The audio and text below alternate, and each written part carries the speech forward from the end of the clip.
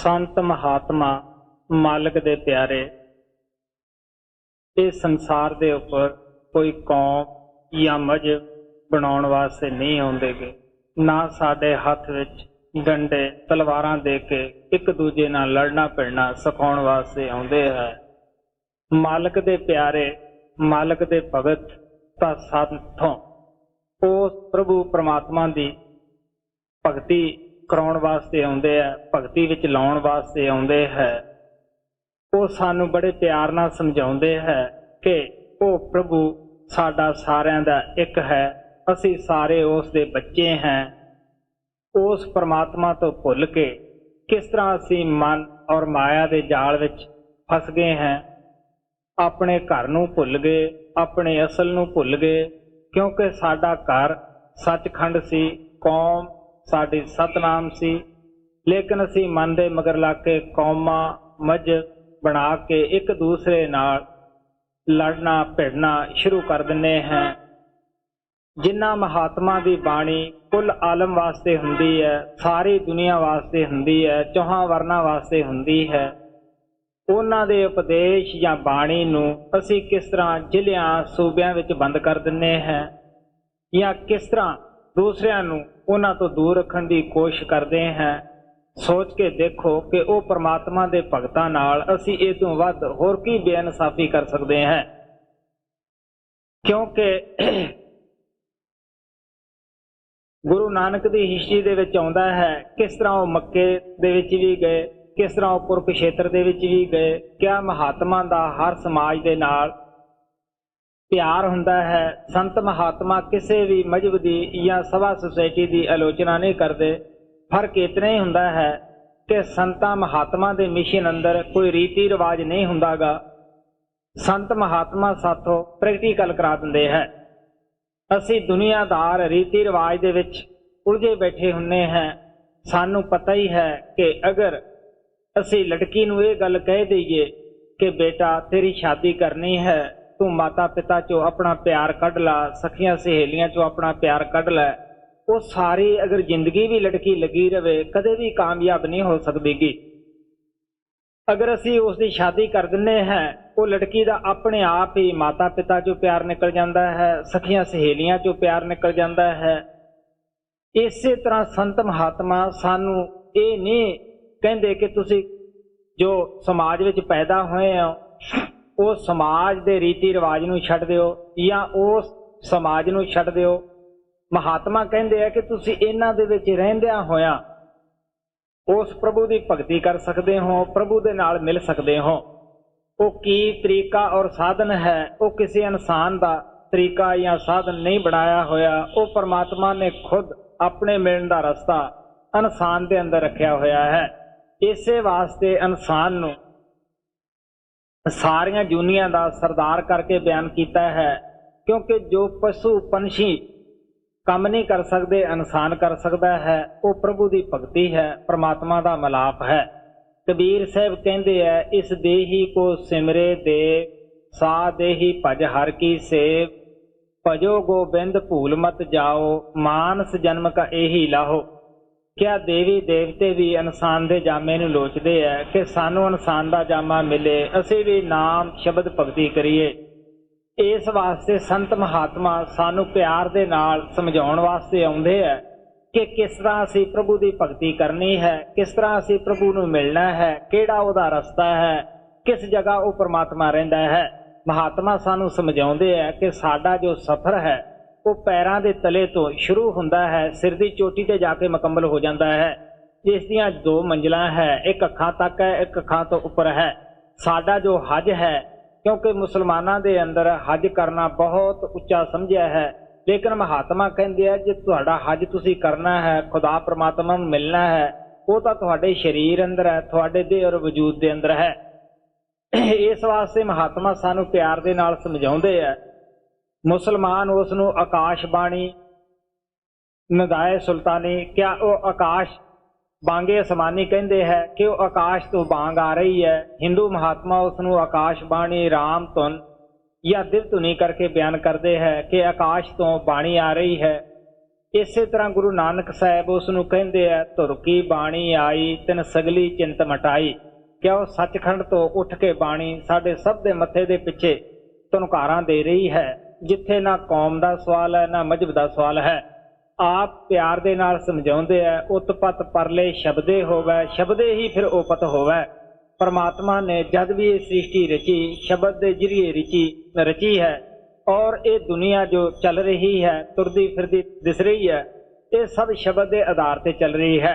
महात्मा सानू समझाते हैं कि शब्द साडे विच होण करके ही किस तरह साडा सारा शरीर हरकत दे विच आ रहा है। हत्थां पैर अखां वो शब्द की धार विच होण करके हरकत कर रहे हैं। जब परमात्मा साडे विचों अपने वो शब्द की धार उठा लेंदा है, असीं कह दिंदे मुर्दा हो गया। अखां बेशक इस तरह लगियां है लेकिन वो हरकत नहीं कर सकदियां। जबान लगी है वो हरकत नहीं कर सकती, बोल नहीं सकती। कन लगे है लेकिन आवाज नहीं सुन सकते गे। इस वास्ते ये शरीर दे नाल सारे प्यार करते हैं क्योंकि इस दे अंदर शब्द नाम है। सो महात्मा दे समझाउण दा इतना ही भाव है कि जद वो परमात्मा वो शब्द वो चेतन शक्ति साडे विच उठा लैंदा है, ये शरीर की कोई कौडी देण वास्ते भी तैयार नहीं हुंदागा। महात्मा सानू समझाउंदे है, घर की नार बहुत हित जास सदा रहत संग लागी, जब ही हंस तजी ए काया भूत भूत कर भागी। गुरु तेग बहादुर जी महाराज कहते हैं कि जिस औरत दे नाल सारी जिंदगी का लगाव प्रेम प्यार सीगा, लेकिन जिस टाइम दे उत्ते परमात्मा शब्द की किरण इस चो उठा लैंदा है, वो भी भूत प्रेत समझ के नज़दीक नहीं आउंदीगी। इस वास्ते जिहड़े सके सरबंधी है उन्हां विचारिਆਂ ने भी की साडे नज़दीक आउणा सीगा। सो स्वामी जी महाराज कहते हैं जिहड़ी सारी दुनिया नूं पैदा करती है और सारी दुनिया नूं पालदी है, वो ताकत शब्द है। आप कहने लगे कि असी उसकी महिमा बयान नहीं कर सकते गे। क्यों नहीं बयान कर सकते गे? कि जिहड़े उस शब्द नाम की कमाई नहीं करते गे, उन्हां विचारिਆਂ नूं पता ही की है कि शब्द है किहड़ी चीज, किहड़ी ताकत शब्द नूं, किहड़ी ताकत नूं शब्द कहंदे है। किते गुरु साहब ने उसनूं नाम कहा है, किते शब्द कहा है। हजूर स्वामी जी महाराज कहते हैं, बिन शब्द अपाओ न दूजा, काया का छुटे न पूजा।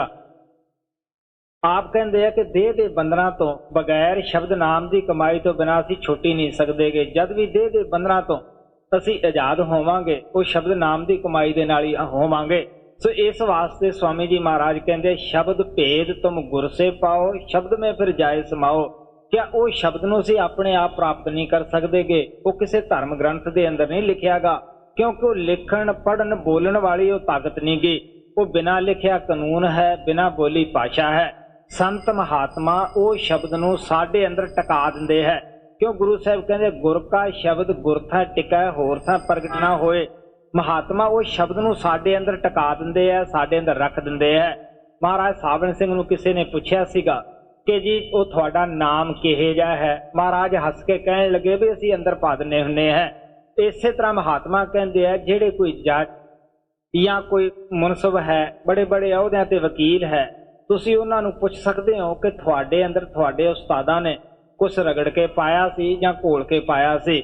नहीं, वो यही दसणगे कि असी उस्तादां दी सोबत कीती, उस्तादां दा कहना मन्निया, उन्हां दा कहना मन के साडे अंदर जिहड़ी विद्या सुत्ती सीगी वो जाग पई। अज असी फायदा उठा रहे हैं और सौखी जिंदगी बतीत कर रहे हैं। इसी तरह संता महात्मा ने साडे अंदर कुछ रगड़ के नहीं पाउणा, घोल के नहीं पाउणा गा।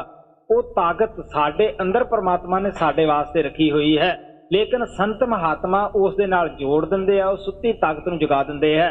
लेकिन जिस दिन बच्चा स्कूल दे अंदर पहला ही जाता है, अगर टीचर ये कहे कि तू इतनियां जमातां पढ़नियां है, इतनियां किताबां पढ़नियां है, एमए पास करन ते 16 साल लगते हैं, वो बच्चा घबरा जाएगा, कदे भी कामयाब नहीं हो सकता। वो सोचेगा कि इतनियां किताबां मैं किवें पढ़ सकदा है, 16 साल मैं कदों ला सकदा है। लेकिन की हुंदा है, टीचर हौली हौली उसनूं पढ़ाउणा शुरू करता है, बच्चा वो पढ़ाई शुरू कर दिंदा है। आखिर जिवें जिवें वो तरक्की करता जाता है, टीचर अपनी तवज्जो उस दे उत्ते लाउंदा जाता है। जब वह पूरे 16 साल उसनूं हो जाते हैं, हौली हौली सारियां जमातां पढ़ लेंदा है, किताबां पढ़ लेंदा है, तो टीचर जिहड़ा है एमए पास उस ते पूरी तवज्जो पूरी लियाकत ला दिंदा है। इसे तरह संत महात्मा दे जद असीं मिशन दे अंदर आउंदे हैं, असीं वो बच्चे की तरह बिल्कुल अणजाण हुंदे हैं। सानू नहीं पता सचखंड कौन देश है, सतनाम की ताकत है, साडी आत्मा की है। जदों असीं संतां महात्मा कोले जाने हैं, वो सानू साडे अंदर ਛੋਟਾ ਜਿਹਾ ਇੱਕ ਦੀਵਾ ਬਾਲ ਕੇ ਰੱਖ ਦਿੰਦੇ ਆ। ਫਿਰ ਉਹ ਸਾਨੂੰ ਦੱਸਦੇ ਆ ਕਿ ਕਿਸ ਤਰ੍ਹਾਂ ਅਭਿਆਸ ਕਰਨਾ ਹੈ ਔਰ ਕਿਸ ਤਰ੍ਹਾਂ ਅਸੀਂ ਉਸ ਅਭਿਆਸ ਤੋਂ ਫਾਇਦਾ ਉਠਾਉਣਾ ਹੈ। ਕੁਝ ਸੰਤ ਮਹਾਤਮਾ ਆਪਣੀ ਦਇਆ ਕਰਦੇ ਹੈ, ਕਿਉਂਕਿ ਉਹ ਨਾਮ ਦਾ ਦੀਵਾ ਅਗਰ ਸਾਡੇ ਅੰਦਰ ਨਾ ਰੱਖਣ ਅਸੀਂ ਅੱਗੇ ਤਰੱਕੀ ਕਰ ਹੀ ਨਹੀਂ ਸਕਦੇ, ਸਾਡਾ ਰਸਤਾ ਅੱਗੇ ਤੁਰ ਹੀ ਨਹੀਂ ਸਕਦਾਗਾ। ਇਸ ਵਾਸਤੇ ਸੰਤ ਮਹਾਤਮਾ ਸਾਨੂੰ ਪਿਆਰ ਨਾਲ ਸਮਝਾਉਂਦੇ ਆ। ਜਿਵੇਂ ਜਿਵੇਂ ਅਸੀਂ ਅਭਿਆਸ ਕਰਦੇ ਹਾਂ ਸੰਤ ਮਹਾਤਮਾ ਉਵੇਂ ਉਵੇਂ ਆਪਣੀ ਤਵੱਜੋ ਦੇਣੀ ਸ਼ੁਰੂ ਕਰ ਦਿੰਦੇ ਹੈ। ਆਖਿਰ ਕੀ ਹੈ ਕਿ ਜਦੋਂ ਅਸੀਂ ਫੈਲੇ ਹੋਏ ਖਿਆਲ ਨੂੰ ਸਿਮਰਨ ਦੇ ਜ਼ਰੀਏ ਅੱਖਾਂ ਦੇ ਪਿੱਛੇ ਇਕੱਠਾ ਕਰ ਲੈਂਦੇ ਹਾਂ, ਫਿਰ ਸੰਤ ਮਹਾਤਮਾ ਸਾਡੀ ਆਤਮਾ ਨੂੰ ਉਹ ਸ਼ਬਦ ਦੇ ਨਾਲ ਜੋੜ ਦਿੰਦੇ ਆ। ਸਕੂਲ ਤੱਕ ਜਾਣਾ ਟੀਚਰ ਦਾ ਆਪਣਾ ਕੰਮ ਹੈ, ਸਾਡਾ ਸਕੂਲ ਇਹਨਾਂ ਦੋਨਾਂ ਅੱਖਾਂ ਦੇ ਦਰਮਿਆਨ ਹੈ। ਇੱਥੇ ਜਾਣਾ ਸਿੱਖ ਦਾ ਆਪਣਾ ਧਰਮ ਹੁੰਦਾ ਹੈ, ਫਰਜ਼ ਬਣਦਾ ਹੈ। ਜਦ ਇੱਥੇ ਪਹੁੰਚਦਾ ਹੈ ਸਤਿਗੁਰੂ ਅੱਗੇ ਇਸ ਨੂੰ ਮੌਜੂਦ ਮਿਲੇਗਾ, ਉਹ ਕਹੇਗਾ ਆਪ ਪਕੜ ਤੁਨ ਚੱਲ ਉੱਪਰ। ਇਸ ਵਾਸਤੇ ਜਦ ਅਸੀਂ ਸੱਚਖੰਡ ਪਹੁੰਚਦੇ ਹਾਂ ਸਤਿਗੁਰੂ ਪੂਰੀ ਆਪਣੀ ਤਵੱਜੋ ਲਾ ਦਿੰਦਾ ਹੈ।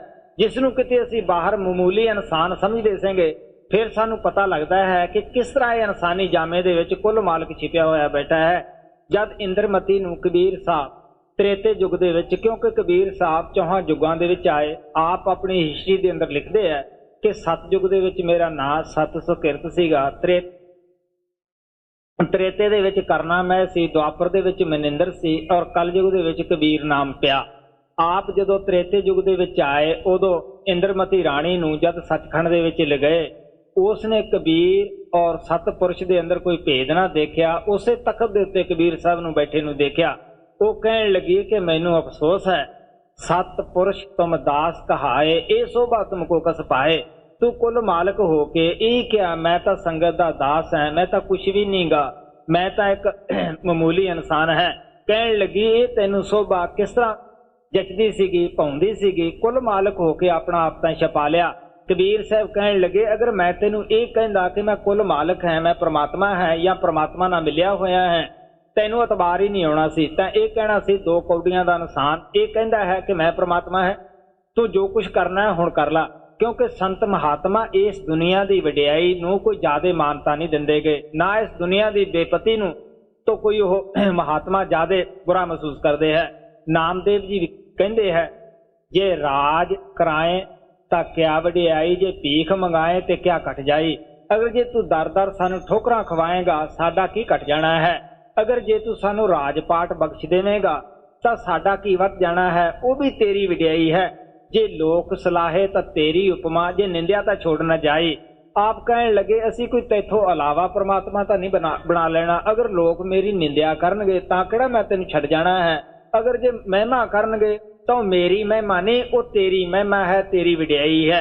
ਸੋ ਇਸ ਵਾਸਤੇ ਆਪ ਬੜੇ ਪਿਆਰ ਦੇ ਨਾਲ ਸਮਝਾਉਂਦੇ ਆ ਕਿ ਅਸੀਂ ਉਹ ਸ਼ਬਦ ਦੀ ਮਹਿਮਾ ਬਿਆਨ ਨਹੀਂ ਕਰ ਸਕਦੇ, ਕਿਉਂਕਿ ਉਸਨੇ ਸਾਰੀ ਦੁਨੀਆ ਦੀ ਰਚਨਾ ਪੈਦਾ ਕੀਤੀ ਹੈ ਔਰ ਉਹ ਸਭ ਦੇ ਅੰਦਰ ਹੈ, ਅੰਦਰੋਂ ਹੀ ਹਰ ਇੱਕ ਦੀ ਸੰਭਾਲ ਕਰ ਰਿਹਾ ਹੈ। ਅਸੀਂ ਉਤਨਾ ਚਿਕਰ ਇਹ ਗੱਲ ਕਹਿੰਦੇ ਆ ਕਿ ਅਸੀਂ ਆਪਣੀ ਸੰਭਾਲ ਆਪ ਕਰ ਰਹੇ ਹਾਂ, ਜਿੰਨਾ ਚਿਕਰ ਉਹ ਸ਼ਬਦ ਤੋਂ ਵਿਛੜੇ ਹੋਏ ਆ, ਨਾਮ ਤੋਂ ਵਿਛੜੇ ਹੋਏ ਹੈ। ਜਦੋਂ ਅਸੀਂ ਉਹ ਸ਼ਬਦ ਨਾਮ ਦੇ ਨਾਲ ਜੁੜ ਜਾਂਦੇ ਆ ਫਿਰ ਪਤਾ ਲੱਗਦਾ ਹੈ ਕਿ ਜੋ ਕੁਝ ਘਟਨਾ ਘਟ ਰਹੀਆਂ, ਜੋ ਕੁਝ ਸਾਨੂੰ ਮਿਲ ਰਿਹਾ ਹੈ, ਇਹ ਤਾਂ ਸਾਡੇ ਜਨਮ ਤੋਂ ਪਹਿਲਾਂ ਹੀ ਤੈਅ ਹੋ ਚੁੱਕਿਆ ਸੀਗਾ।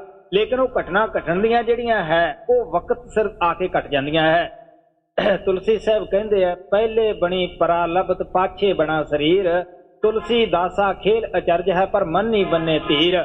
ਲੇਕਿਨ ਸਾਨੂੰ ਵਿਸ਼ਵਾਸ ਨਹੀਂ ਆਉਂਦਾਗਾ। ਮਹਾਤਮਾ ਜਿਨ੍ਹਾਂ ਦੀਆਂ ਅੱਖਾਂ ਖੁੱਲੀਆਂ ਹੈ ਉਹ ਕਹਿੰਦੇ ਆ ਸਰੀਰ ਦੀ ਰਚਨਾ ਬਾਅਦ ਵਿੱਚ ਹੋਈ, ਪਹਿਲਾਂ ਤੁਹਾਡਾ ਇੱਥੋਂ ਦਾ ਖਾਣ ਪਾਨ ਜਿਹੜਾ ਸੀਗਾ ਉਹ ਪ੍ਰਮਾਤਮਾ ਨੇ ਮੁਕੱਰਰ ਕਰ ਦਿੱਤਾ ਕਿ ਇਹਨੂੰ ਘਾਟਾ ਪਏਗਾ, ਇਹ ਵਾਧਾ ਹੋਏਗਾ, ਇਹ ਇਸ ਨੂੰ ਚੋਟ ਆਏਗੀ। ਉਸ ਦੇ ਲਿਖੇ ਮੁਤਾਬਕ ਹੀ ਵਕਤ ਸਿਰ ਆ ਕੇ ਘਟਨਾ ਘਟ ਜਾਂਦੀ ਹੈ। ਤੇ ਇਸ ਵਾਸਤੇ ਆ ਪਿਆਰ ਦੇ ਨਾਲ ਸਮਝਾਉਂਦੇ ਆ ਜਿਸ ਸ਼ਬਦ ਨੇ ਦੁਨੀਆ ਦੀ ਰਚਨਾ ਪੈਦਾ ਕੀਤੀ ਹੈ, ਜਿਸ ਸ਼ਬਦ ਦੇ ਆਧਾਰ ਤੇ ਦੁਨੀਆ ਚੱਲ ਰਹੀ ਹੈ, ਅਸੀਂ ਉਸ ਦੀ ਕੀ ਮਹਿਮਾ ਜਾਣ ਸਕਦੇ ਹਾਂ, ਕੀ ਉਹਦੇ ਗੁਣ ਗਾ ਸਕਦੇ ਹਾਂ ਜੀ। ਤਨ ਤਨ ਤਨ ਤਨ ਪਿਆਰੇ ਕਿਆ कहूँ मैं माँ शब्द की, जो परचे हैं शब्द से सो जाने मैं माँ शब्द की। ਹੁਣ ਆਪ ਕਹਿੰਦੇ ਆ ਕਿ ਇਹ ਨਹੀਂ ਕਿ ਕੋਈ ਸ਼ਬਦ ਕਿਸੇ ਨੇ ਦੇਖਿਆ ਹੀ ਨਹੀਂ ਜਾਂ ਪ੍ਰਗਟ ਨਹੀਂ ਕੀਤਾਗਾ। ਅਗਰ ਪ੍ਰਮਾਤਮਾ ਕਿਸੇ ਨੇ ਨਾ ਦੇਖਿਆ ਹੁੰਦਾ, ਪ੍ਰਗਟ ਨਾ ਕੀਤਾ ਹੁੰਦਾ, ਤਾਂ ਉਸ ਪ੍ਰਮਾਤਮਾ ਦਾ ਅੱਜ ਦੁਨੀਆ ਦੇ ਵਿੱਚ ਬੋਲਬਾਲਾ ਨਾ ਹੁੰਦਾ, ਕੋਈ ਉਸ ਦੇ ਗੁਣ ਨਾ ਗਾਉਂਦਾ ਹੁੰਦਾ। ਸੰਤਾਂ ਮਹਾਤਮਾ ਨੇ ਉਸ ਪ੍ਰਮਾਤਮਾ ਨੂੰ ਦੇਖਿਆ, ਆਪਣੇ ਅੰਦਰ ਪ੍ਰਗਟ ਕੀਤਾ, ਉਸ ਦੀ ਜਾਣਕਾਰੀ ਦੁਨੀਆ ਨੂੰ ਦਿੱਤੀ ਕਿ ਇੱਕ ਐਸੀ ਤਾਕਤ ਹੈ ਜਿਹਨੇ ਸਾਰੀ ਦੁਨੀਆ ਦੀ ਪੈਦਾ ਕੀਤੀ, ਸਾਰੀ ਦੁਨੀਆ ਨੂੰ ਪੈਦਾ ਕੀਤਾ ਹੈ, ਔਰ ਉਹ ਕਦੇ ਨਾਸ ਨਹੀਂ ਹੁੰਦਾ, ਕਦੇ ਫਨਾ ਨਹੀਂ ਹੁੰਦਾਗਾ। ਉਸ ਪ੍ਰਮਾਤਮਾ ਨੂੰ ਕੋਈ ਦੁਨੀਆ ਨਹੀਂ ਬਣਾਉਂਦੀਗੀ, ਦੁਨੀਆ ਉਹਨੂੰ ਥਾਪਦੀ ਨਹੀਂ ਹੈਗੀ। ਉਹ ਸੁਤੇ ਸੁਧ ਪ੍ਰਕਾਸ਼ ਹੈ। ਗੁਰੂ ਨਾਨਕ ਸਾਹਿਬ ਕਹਿੰਦੇ ਥਾਪਿਆ ਨਾ ਜਾਏ, ਕੀਤਾ ਨਾ ਹੋਏ, ਆਪੇ ਆਪ ਨਿਰੰਜਨ ਸੋਏ। ਉਹਨੂੰ ਦੁਨੀਆ ਨਹੀਂ ਥਾਪਦੀ, ਉਹ ਸੁਤੇ ਸਿੱਧੀ ਪ੍ਰਕਾਸ਼ ਹੈ, ਉਸ ਨੂੰ ਮੌਤ ਨਹੀਂ ਆਉਂਦੀਗੀ ਔਰ ਉਹ ਮੌਤ ਤੋਂ ਰਹਿਤ ਹੈ। ਇਸ ਵਾਸਤੇ ਉਹ ਨਿਰਵੈਰ ਹੈ, ਉਹ ਅਕਾਲ ਮੂਰਤ ਹੈ। ਸੋ ਮਹਾਤਮਾ ਨੇ ਸਾਨੂੰ ਹਮੇਸ਼ਾ ਪਿਆਰ ਦੇ ਨਾਲ ਉਸ ਪ੍ਰਮਾਤਮਾ ਦੇ ਗੁਣ ਗਾਏ ਔਰ ਦੱਸਿਆ।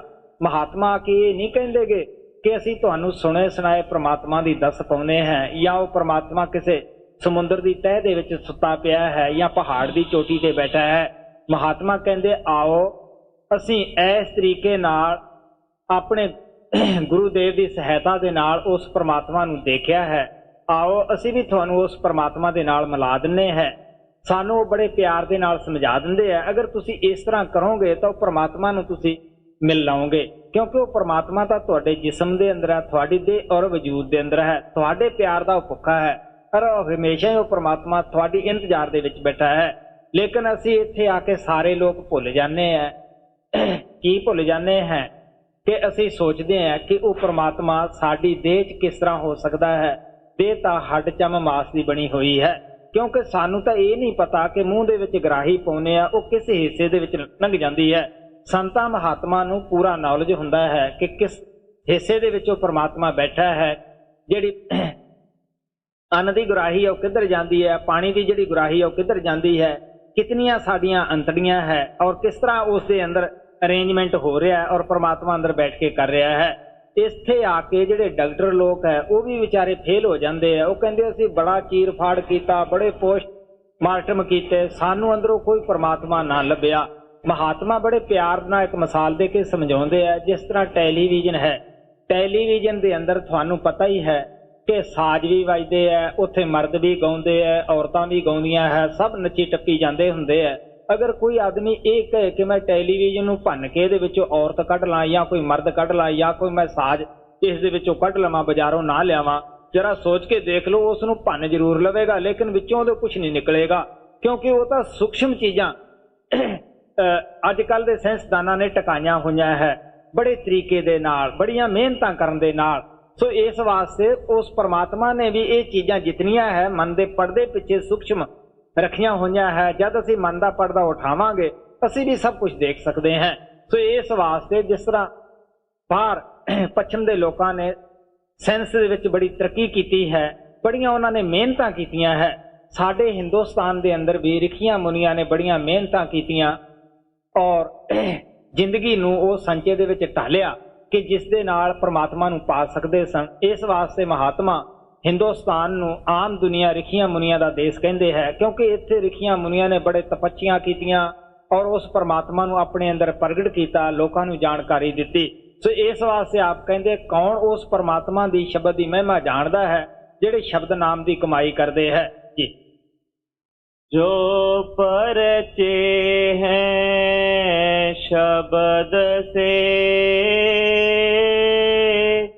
सो जाने महिमा शब्द की छिन छिन रखिया हो रही जिन मिली न पूंजी शब्द की तुन घट में हर दम हो रही क्यों सुने न बाणी शब्द की तू बैठ अकेला ध्यान धर तो मिले निशानी शब्द की। ਹੁਣ ਬਹੁਤ ਸਾਰੇ ਆਦਮੀ ਆਉਂਦੇ ਆ, ਉਹ ਕਹਿੰਦੇ ਜੀ ਸਾਨੂੰ 15 ਸਾਲ ਹੋ ਗਏ ਨਾਮ ਲਿਆ ਨੂੰ, ਕੋਈ ਕਹਿੰਦਾ ਮੈਨੂੰ 40 ਸਾਲ ਹੋ ਗਏ, ਕੋਈ ਕਹਿੰਦਾ 20 ਸਾਲ ਹੋ ਗਏ ਜੀ। 5 शब्द घट में बजे, यह निर्णय कर ले शब्द की।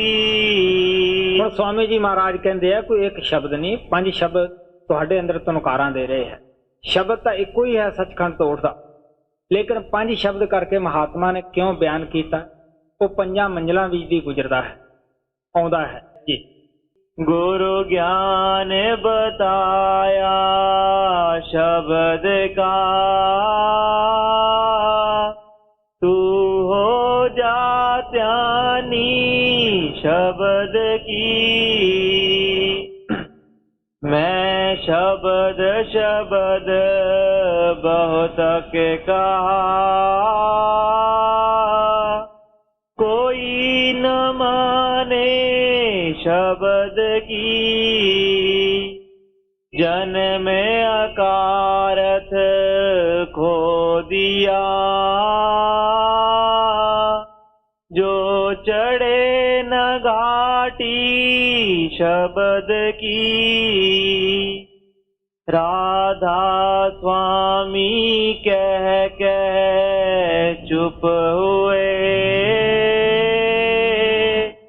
बिन पागन दारा शब्द की। स्वामी जी महाराज ने छोटे जे शब्द के अंदर बड़े प्यार नाल शब्द नाम का उपदेश किया, अच्छी तरह समझाया कि कौन दुनिया च भागां वाले है जिन्होंने शब्द मिल गया, शब्द अभ्यासी गुरु मिल गया। उदों भी भागां वाले किहड़े है जिहड़े प्रेम प्यार दे नाल शब्द नाम की कमाई करते हैं। वो इस संसार से की लैन आए जिन्होंने शब्द की पूंजी नहीं मिलीगी। आप कहने लगे उन्होंने अपना जन्म एवें खो दिता भंगदे पाड़े, जेड़े शब्द के घाट से आए नहीं गए या शब्द आपके अंदर प्रगट नहीं किया गा।